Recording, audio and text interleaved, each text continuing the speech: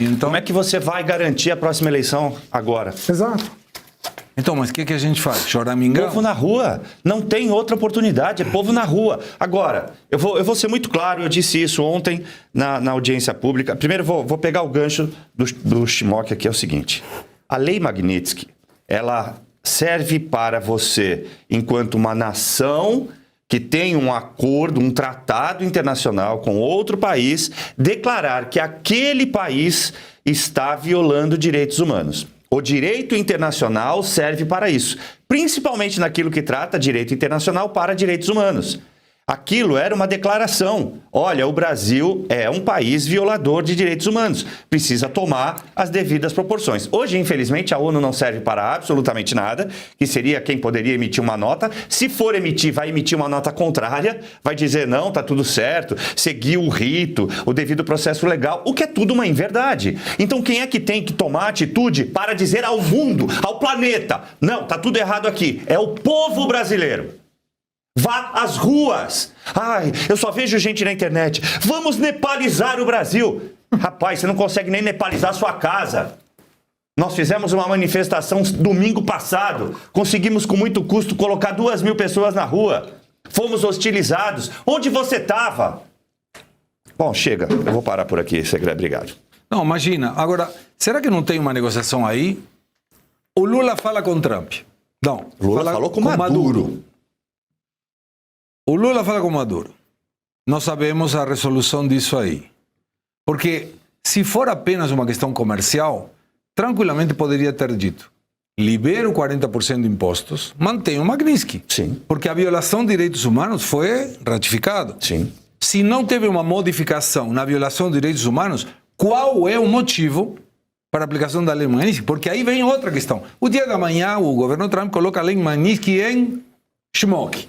E o Chimok vai falar, cara, não estou nem aí, isso aí é uma bagueira, se chama, sei lá como chama. Baboseira. Porque não afeta em nada, depois tira, não tem problema nenhum. Estamos falando do governo mais democrático do mundo. André? Moral zero. Bom, vamos lá. Eu acho que tem dois aspectos que a gente pode pensar. Rapidamente, o que aconteceu, né? Eu acho que esse PL da dosimetria é um eixo disso. Então, assim, ou eles foram enganados pelo PL da dosimetria, estou até vendo, algumas pessoas falam isso, as redes sociais, né, vão se movimentando assim. Então, ou eles foram enganados pelo PL da dosimetria, o que eu acho difícil. Também acho. Ou eles, inclusive, talvez tenham costurado esse PL da dosimetria. Talvez tenham participado dessa negociação e isso foi uma porta de saída. Uma porta de saída conveniente. Então, os Estados Unidos olharam e falaram assim, olha, a gente não vai resolver o problema não será resolvido. O STF não vai recuar, a gente não pode invadir o país. Claro.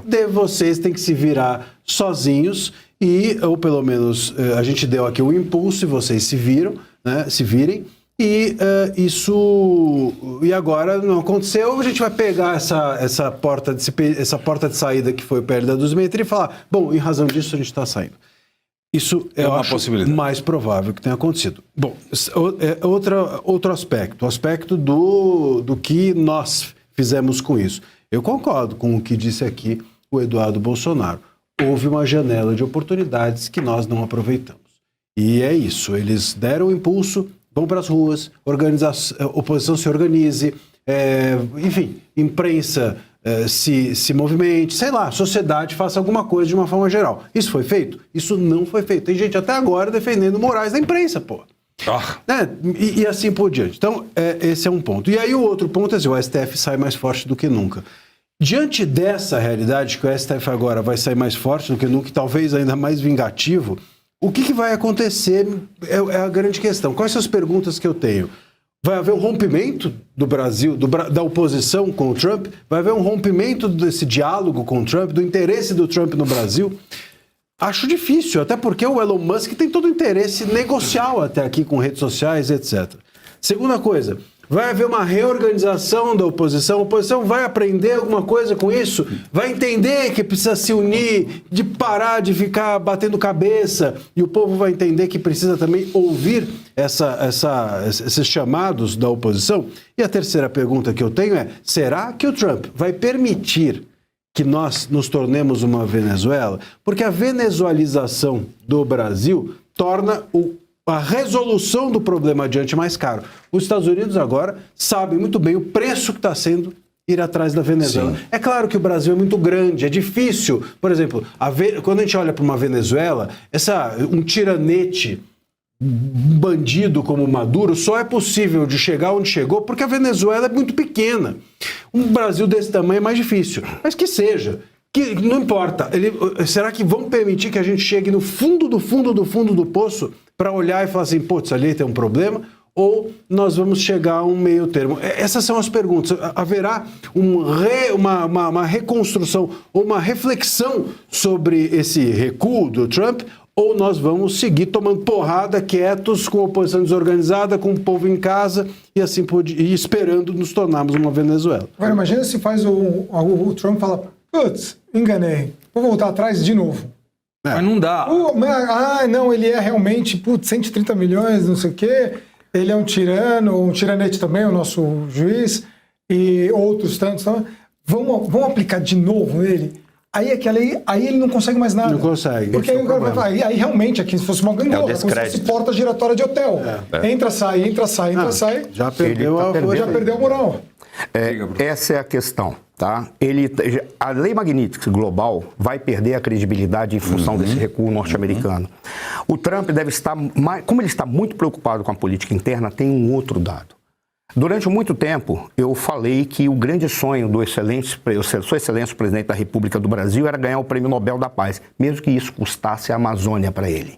Não, porque quem vota o Prêmio Nobel da Paz é a Noruega, a maior doadora para o fundo Amazonas, para o fundo da Amazônia. Além disso, tem empresas fazendo explorações lá. Se esse raciocínio procede ou ele tem alguns elementos concretos, há um outro que a gente pode colocar também. O Brasil foi na China e assinou 17 tratados e acordos comerciais e acordos tecnológicos, inclusive para exploração de terras raras, inclusive para exploração da nossa janela aeroespacial na base de Alcântara. Ou seja, tudo aquilo foi negociado. Se o Brasil recuar nisto e entregou para os Estados Unidos a possibilidade que os satélites continuem sendo satélites do Elon Musk, que a nossa base de Alcântara pode voltar a ficar sob o crivo dos Estados Unidos, que os acordos de terras raras possam ser retrocedidos e possam ser negociados com os Estados Unidos, além de outros acordos, os norte-americanos, sinceramente, eles vão dizer: dá uma olhada para esse povo e para essa liderança de direita. Não vale a pena nós estarmos nos desgastando. A questão da Venezuela é que a Venezuela não é nem... Eu concordo com Marcília, mas não é nem um fato de ser menor. É que ela se apequenou nos mecanismos de tomada de decisão pela centralização que ela adquiriu. Esse é o risco que o Brasil está correndo. O Brasil está centralizando também, está se tornando tão pequeno quanto a Venezuela, independentemente da nossa grandeza territorial. E aí, olha, é uma piada que se contava na década de 50, eu encerro só explicando para ver como é pesado. Dizia-se que os generais brasileiros, os políticos brasileiros se reuniram para resolver um problema do nosso desenvolvimento. E os nossos políticos adotaram o seguinte procedimento: declararemos guerra aos Estados Unidos. E fica por quê? Por uma razão muito simples. Eles vão ganhar e vão reorganizar a nossa economia, o nosso Estado e a nossa sociedade. Ficaremos tão ricos quanto que pode estar acontecendo no Japão. Era a década de 50 para 60. Aí um general levantou a mão e falou assim: tudo bem, vamos contar com a pior hipótese. O que a gente faz se a gente ganhar essa guerra? O que nós vamos fazer com o território americano? Isso é uma piada ingrata que pode estar sendo aplicada aqui no seu reverso. Os norte-americanos podem estar dizendo: por qual razão eu vou me investir para reconstruir isso daí, se eles mesmos não querem? Esse é o ponto. Essa é a questão.